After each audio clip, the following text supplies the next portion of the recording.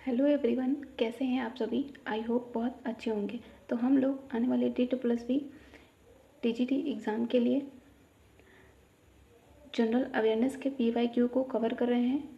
इसके पहले general awareness के 2019 के सभी पेपर को कवर किया था। तो आज हम लोग 2018 के जनरल अवेयरनेस के क्वेश्चन को डिस्कस करेंगे जो कि D+B के एग्ज़ाम्स में पूछे गए हैं। तो इसमें पहला क्वेश्चन था कि भारतीय सेना और रॉयल सेना ने भारत और भूटान के बीच राजनयिक संबंध स्थापित करने के 50 साल मनाने के लिए कौन सा अभियान शुरू किया था। तो ये हो जाएगा साइकिलिंग से ट्रैकिंग अभियान, और ये करंट अफेयर से रिलेटेड क्वेश्चन था। तो भारत की आज़ादी के बाद 8 अगस्त 1949 को भारत और भूटान के बीच दार्जिलिंग में एक संधि होती है। तो ये ट्रीटी याद रखिएगा। भारत के संविधान के किस अनुच्छेद में राज्य को 6 वर्ष की आयु के सभी बच्चों को मुफ्त तथा अनिवार्य शिक्षा प्रदान करने की आवश्यकता है। तो ये हो जाएगा अनुच्छेद 21A।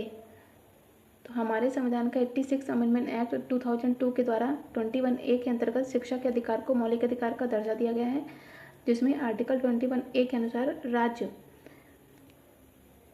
6 से 14 वर्ष की आयु तक के सभी बच्चों के लिए निःशुल्क और अनिवार्य शिक्षा उपलब्ध कराएगा राज्य। निम्नलिखित में से किसने टोकन मुद्रा की अवधारणा पेश की, जिसमें पीतल तथा तांबे के सिक्के जारी किए गए थे जिसका मूल्य सोने और चांदी के बराबर था। तो ये हो जाएगा मोहम्मद बिन तुगलक। मतलब कि इसने सांकेतिक मुद्रा का प्रचलन किया था, मोहम्मद बिन तुगलक ने। ठीक है। साथ ही मोहम्मद बिन तुगलक ने राजधानी का स्थानांतरण भी किया था दिल्ली से दौलताबाद। तो वो एक पॉइंट भी याद रखिएगा। भारत और गंगा के बाढ़ के मैदान पर पाए जाने वाले एलुवियल सॉइल को क्या कहा जाता है, और यह बनावट से बेहद उपजाऊ होती है। तो इसे कहते हैं हम खादर। और ये जियोग्राफी से क्वेश्चन है। तो नदी के किनारे जलोढ़ निक्षेपों के कारण नए मैदानों का निर्माण होता है, और यहाँ की जो मिट्टी होती है उसे ही हम खादर कहते हैं। तो खादर भूमि में गाद, मिट्टी, रेत ये सभी पाई जाती है, और खादर की जो भूमि होती है वो गन्ना की, चावल की तथा गेहूँ आदि के लिए उपयोगी होती है। नेक्स्ट है हिस्ट्री से क्वेश्चन है कि किस वेद में इंद्र की प्रशंसा में लगभग 250 सूक्त शामिल हैं, जिन्हें शहरों को नष्ट करने वाले के रूप में वर्णित किया गया है। तो ये हो जाएगा, ये है ऋग्वेद में। ठीक है।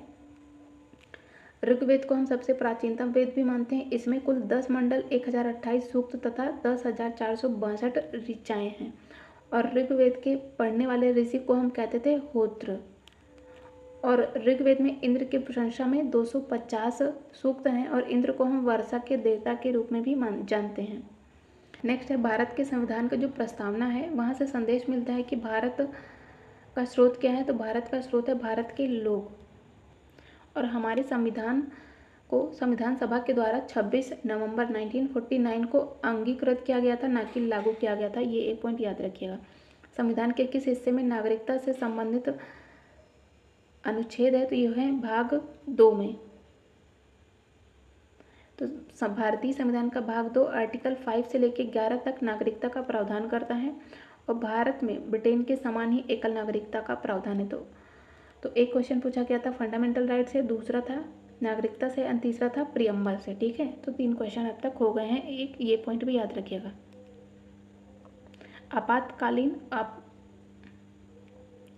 आपातकालीन आधानों के लिए किस सार्वभौमिक रक्त प्रकार की आवश्यकता होती है। तो ये हो जाएगा O-।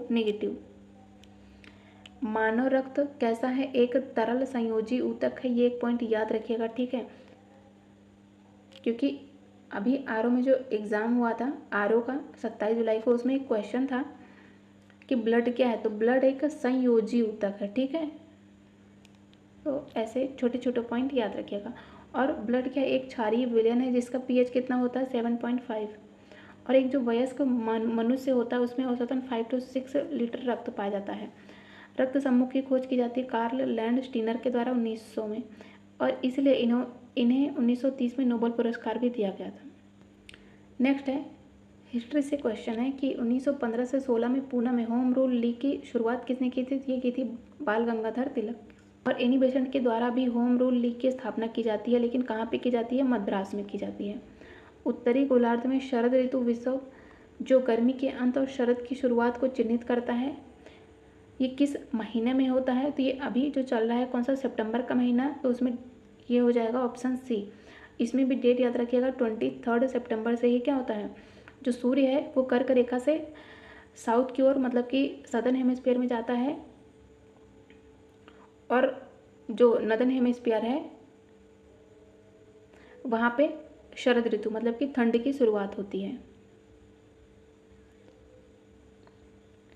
तो उत्तरी गोलार्ध में जो 23 सितंबर है उसे शरद ऋतु कहते हैं, और 21 मार्च को वसंत ऋतु, क्योंकि 21 मार्च से ही क्या गर्मी की शुरुआत होती है।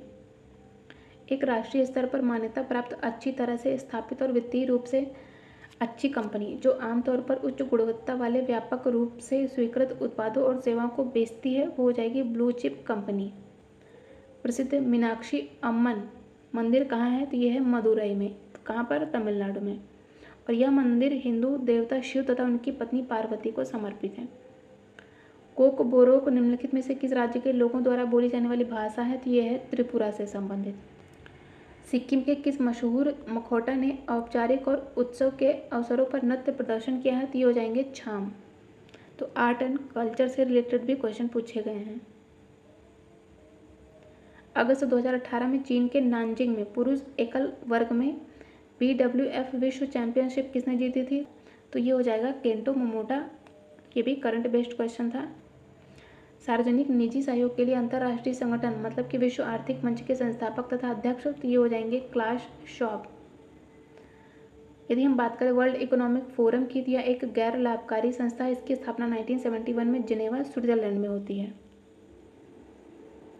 निम्नलिखित में से किसे गिल्ड एजेड सिक्योरिटी कहा जाता है, ये हो जाएगी सरकारी सिक्योरिटी। ये इकोनॉमी से रिलेटेड क्वेश्चन है। नेक्स्ट है अगस्त 2018 में एनी जोन पुरस्कारों में सबसे स्वच्छ शहर का खिताब मिला था काचकिंग मणिपुर को। ये भी करंट बेस्ड क्वेश्चन था।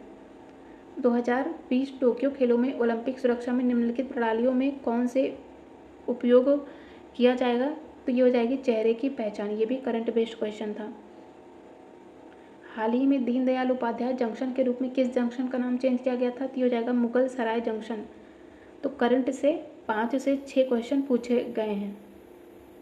और यदि आप लोगों को सेशन थोड़ा सा भी हेल्पफुल लगा तो प्लीज़ वीडियो को लाइक, चैनल को सब्सक्राइब और अपने फ्रेंड्स के साथ शेयर जरूर करिएगा। Thank you so much.